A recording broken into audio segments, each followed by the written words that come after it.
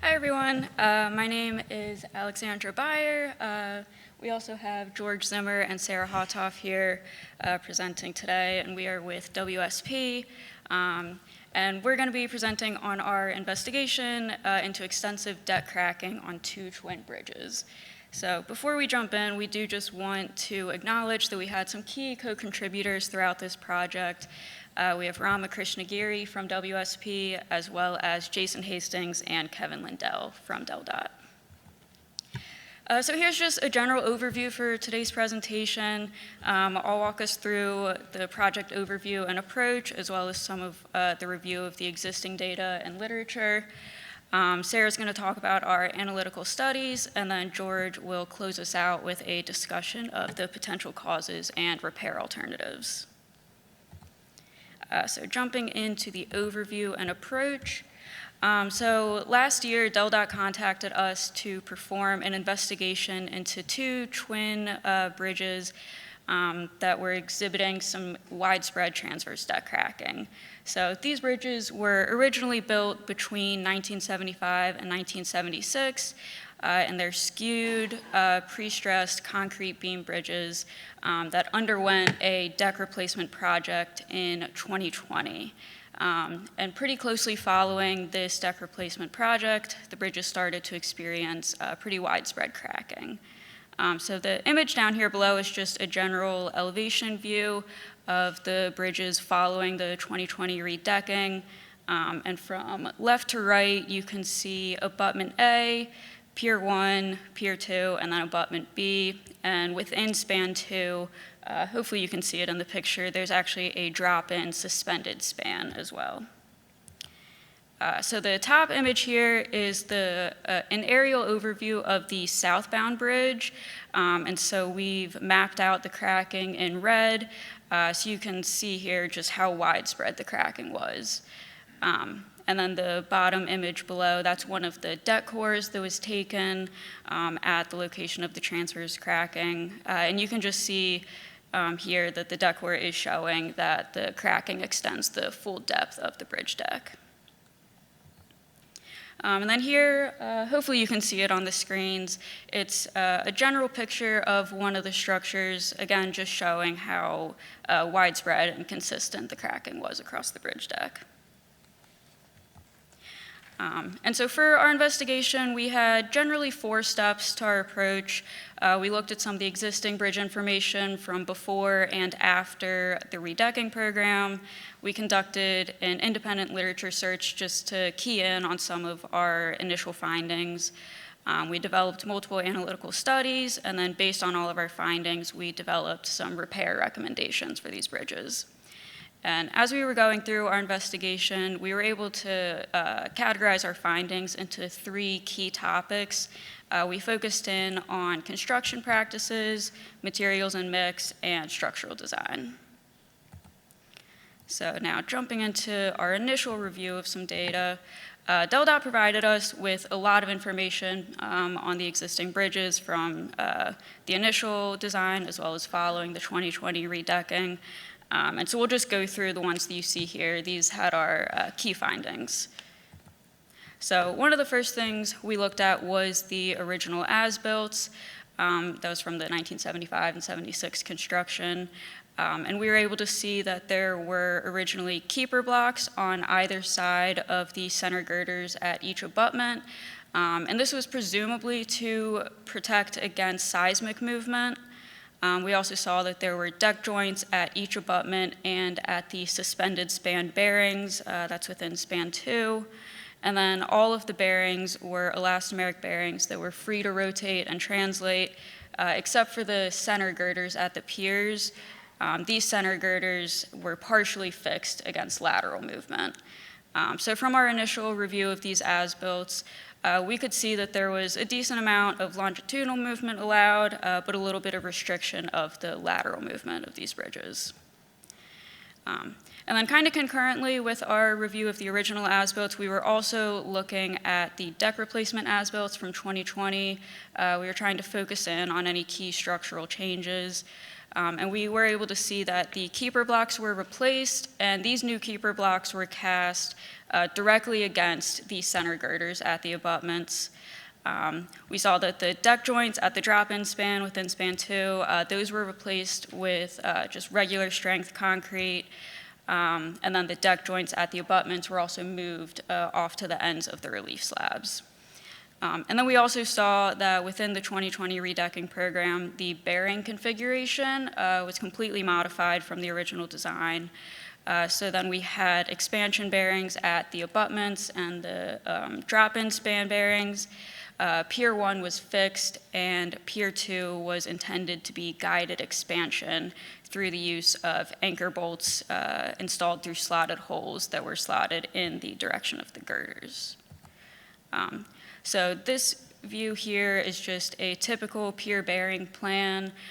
So again, at the 4 corners, you can see the slotted holes that were for the guided expansion movement. However, since these bridges are skewed, the desired thermal movement path of the bridges is also at a bit of a skew, so we indicated that with the blue arrow that you can see there. And so since the slotted holes weren't in line with the desired movement path of these bridges, we do believe that this pier ended up acting closer to a fixed pier than guided expansion as was designed. So comparing the 2020 allowable movement to the 1975 and 76 movement, we do believe that the superstructure movement was restricted with the redesign. And so we also looked at some of the inspection reports from prior to the 2020 redecking, and we did see that there was lateral movement at the bearings, which you can see in the top right photo. And then it was also noted that there was some lateral rotation of the drop-in span within span 2. And this type of movement is pretty typical for a skewed bridge. So you can see in the photo below, this is just a schematic from the FHWA that depicts expected movement of a skewed bridge, and this is essentially matching with what we were seeing in the inspection reports from prior to the redecking. And then we also had some flyover images of these structures that we went ahead and we mapped the cracking in the red, as you can see. And then the green lines in the picture are the piers and abutments, and the yellow lines are where the link slabs were added in over the drop-in span bearings. And from this flyover imaging, we were able to see that the cracking is spaced essentially every 3 feet across the full length of these bridge decks. We could see that the cracking worsened a little bit over the piers in the negative moment regions, and then was slightly less severe in the positive moment regions. And we could also see that there was no apparent increase in cracking from October to January when these flyover images were taken, which to us indicated that the cracking likely appeared not too long after the redecking. And then, as I mentioned earlier, we were categorizing our findings into the 3 different key topics, and we've been mostly looking at the structural design factors up until now, but we did also look at some of the construction practices. So we looked at the contractor's deck pour plan, and within that plan, they had specified that there should be a 7-day wet cure performed for these bridge decks. And then they also did modify the pour sequence that was specified in the contract plans. So the 2020 contract plans had specified that the positive moment regions should be poured first, followed by the negative moment regions, and then followed by the link slabs. The contractor's plan, however, had the drop-in span within span 2 being poured first, followed by span 1 and span 3, and then the link slabs were actually just included within those span 1 and span 3 pours. So we also looked at the construction inspector's daily logs to get an idea of what was performed out in the field during construction. And from what we could see within these logs, we did not find any evidence of a wet cure being performed on these bridge decks. And also the curing time did not meet the 7 days that was specified in their plan in half of the pores. So you can see that in green in the table below. And then the DELDOT standard specifications also have a maximum concrete temperature of 90 degrees Fahrenheit, and that was exceeded in multiple cases, and that's highlighted in orange in the table. And then the standard specs also have an allowable temperature drop within the concrete of 20 degrees Fahrenheit within a 24-hour period, and that was also exceeded in one scenario. So from this review, we could see that the standard and approved pour and cure plan was generally not followed from what we could tell, and the deck concrete likely experienced some overheating as well as rapid cooling. And so we also took a look at some external literature just to key in on some of the items that we had discovered in our original review. And this literature was very consistent in stating that a wet cure of 7 to 14 days in some cases is really critical to avoid deck cracking. The reports also were very consistent in stating that the positive moment region of a deck should be placed before a negative moment region, which is what was specified in the 2020 contract plans. And then also that a restriction of superstructure movement can increase deck stresses and cracking. And again, we do believe that there was a restriction of the movement following the 2020 redecking.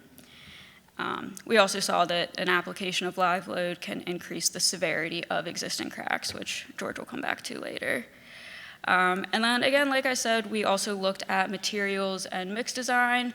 And from what we could tell, the materials and mix that was used for these bridges did generally match with what we saw recommended in the external literature. So now that we have some of the background out of the way, I will turn it over to Sarah to go through our analytical studies. Thanks, Alex. So after identifying some of the potential causes of the deck cracking that Alex just described, we developed some analytical studies to further investigate what had occurred. 3 different studies were developed. The first was a global temperature behavior model to look at the desired movement of the bridge in comparison to the allowed movement at the bearings. The second was an analysis of the stress in the deck due to temperature, drying shrinkage, and creep. And then thirdly, a pore sequence analysis. For the global temperature behavior model, this was set up using Midas Civil software, and 2 different models were created and developed.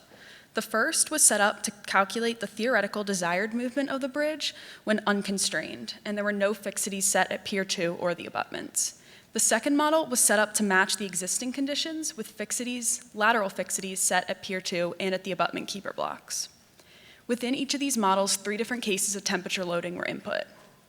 The first models the design temperature following AASHTO Procedure A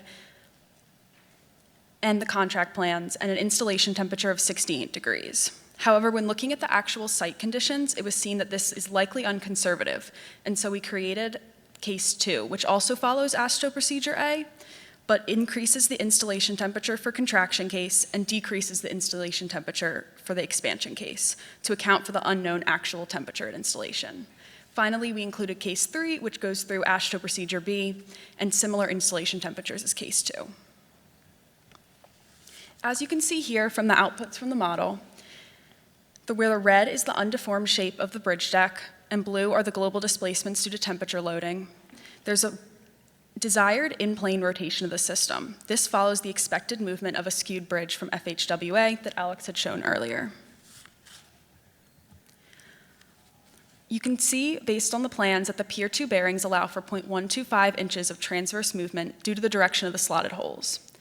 For the thermal expansion desired movement case, this is surpassed in cases 2 and 3, and the desired movement in the contraction case surpasses this in all 3 temperature cases. This creates high lateral reaction forces ranging for case 2 from 145 to 271 kips due to the direction of the slotted holes in the bearing. For the abutments, there's 0.1 to 0.6 inches of desired transverse movement at the abutments. For case 2 temperature loading, this creates 57 to 159 kips of lateral reaction force in the keeper blocks when you're assuming that the keeper blocks were cast directly against the girder flange.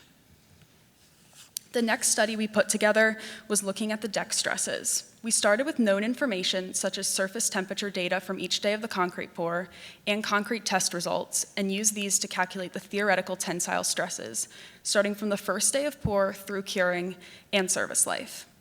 We then calculated the compressive stresses and theoretical creep and added this to those tensile stresses to mitigate the effects. We then compared that total stress to the modulus of rupture at each day of the concrete's life.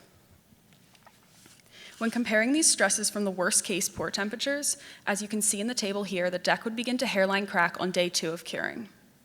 This is due to the construction curing sequence, which caused the concrete to dry quickly and go through extreme temperature changes. This results in high strength stresses early in the life of the concrete when the strength is low.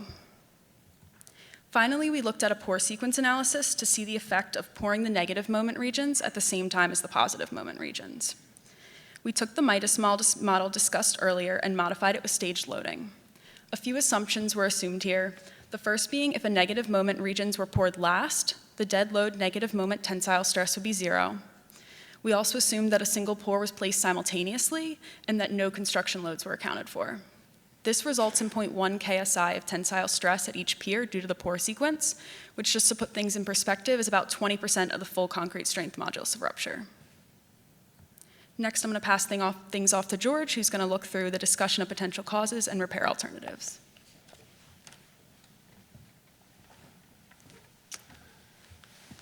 All right, thanks, Sarah.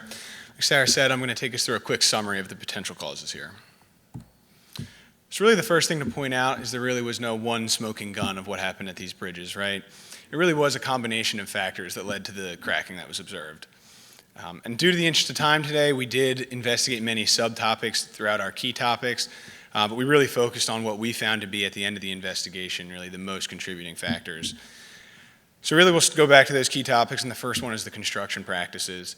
It's most likely that the fine hairline cracking did start very early in the bridge deck's life, perhaps during curing or soon thereafter curing, and it wasn't really noticed by the naked eye at that point. Like Alex and Sarah both talked about, there was each pour was slightly different, but generally there was an overheating and a rapid cooling on many of the pours, and there was no evidence in the inspection logs or discussion with construction team that any wet cure had occurred on these bridges.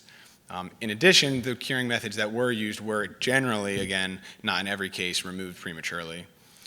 And then last, the negative moment region being poured simultaneously with the positive moment region. That just adds the tensile stress in those negative moment regions. And while, of course, again, it's not the only cause here, because there was cracking in the positive moment regions, we did see slightly worse cracking in those negative moment areas. As far as materials and mix design, they generally did follow the recommended, what was in the recommended literature, as well as DEL-DOT standard specifications for that material design. So we didn't think there was any main contribution there. Next are the structural design factors. Really, anecdotally, based on the inspector's observations, the cracks became visible a few months after the deck was poured. And that coincided with the addition of live load onto the structure, which is pretty typical. You add that little bit of stress, it opens up the cracks just enough to really see with the eye. From there on, we believe that the movement restriction is likely contributed to the widening of those cracks and will likely continue to widen those cracks into the future and possibly create new ones. The best place for you to see the cause of the, the best place to see the effects of that fixity at the abutments and at Pier 2 is really at those keeper blocks. So this is a pretty close-up view of the keeper block cast up against that girder flange, and you see the girder does want to expand to the right a little bit and causes the shear crack through the keeper block there. Now, if this is left unaddressed, that picture on that left side there is not a picture from our bridge, actually, but that's generally what could be expected for transverse cracks of this type. If left unaddressed, they'll tend to turn towards each other, turn a little bit into a longitudinal crack, and create that weak spot in between those cracks there, which is likely to be a cause of a spall later. And now I'll start to get into the repair alternatives we discussed. So we went through quite a few repair options we discussed with DEL-DOT. We tried to break them into short, medium, and long-term options for a kind of a continued program to deal with this. First of all was just a simple sealing of the deck cracks that can be done relatively quickly, hopefully prevent any additional deterioration of the steel in the deck, because Alex showed you, the full depth cracks do go directly to the rebar. Next is freeing the movement. We have two options here. That's freeing the movement at Pier 2 and the keeper blocks, or that's freeing the movement at Pier 2, keeper blocks, and the drop-in span joints, just to allow the bridge to move in the way that kind of it more so did in 1975, 1976, and desires to. Next are a few overlay options, LMC, PPC, or UHPC. And finally, a deck replacement, which was kind of dismissed quickly as obviously it was just replaced in 2020, and there are other cheaper options that can extend the desired service life of the deck without another full deck replacement here. So we broke those options into two basic repair alternatives, A and B, each one having 4 phases. The first phase is really monitoring, and that's ongoing. That's with like those drone flyovers that Alex was showing, is are new cracks starting? Are they getting longer? Are they getting wider?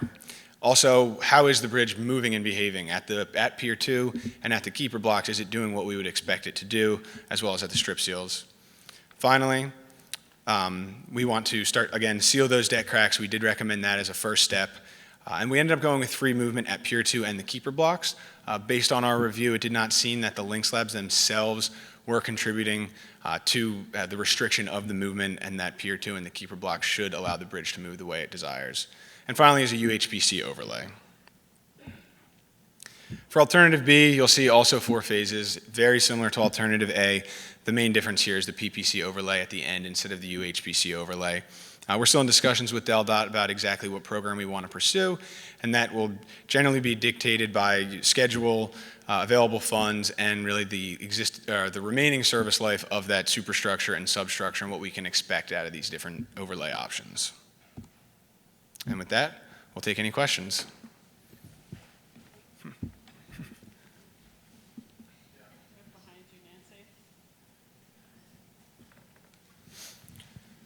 Hi, my name is Siva Venugopalan with Siva Corrosion. This presentation was really good. My question is, when you have cracking that's associated with the thermal movements, how effective is that going to be using an overlay? Is the overlay going to crack as well? So I guess that's two-part, is freeing the movement at Pier 2. We believe if we allow the bridge to move the way it wants at Pier 2, like Sarah showed, it generates some pretty large forces by the way it's constrained right now. If you allow it to move at Pier 2 and at the abutments the way it wants, you shouldn't see those stresses. And I guess the second part to that is a UHPC overlay. I think it was New York State DOT showed us really the tensile properties of that UHPC overlay. If there are stresses, should be able to withstand that better, like they use it on their concrete adjacent box beams, than a typical overlay. Correct.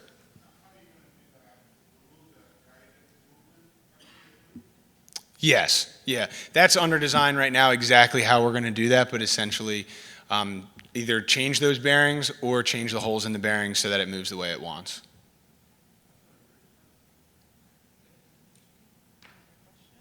Anything else?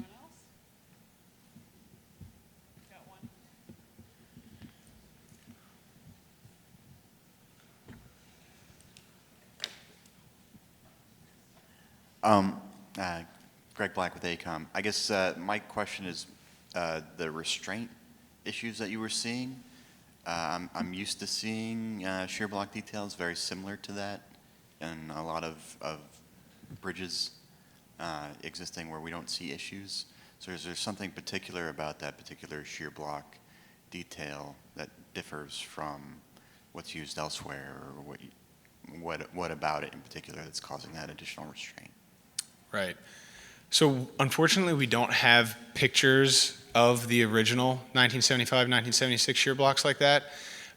They weren't originally scheduled to be replaced as part of the contract, so it wasn't in the contract plans. We really don't know what was existing, what the intent was, but we were able to actually see that they were replaced. You see on Google Maps them, if you walk underneath the bridge on Google, you see them apart and getting replaced. So we don't know what they used to look like to compare to now, first of all.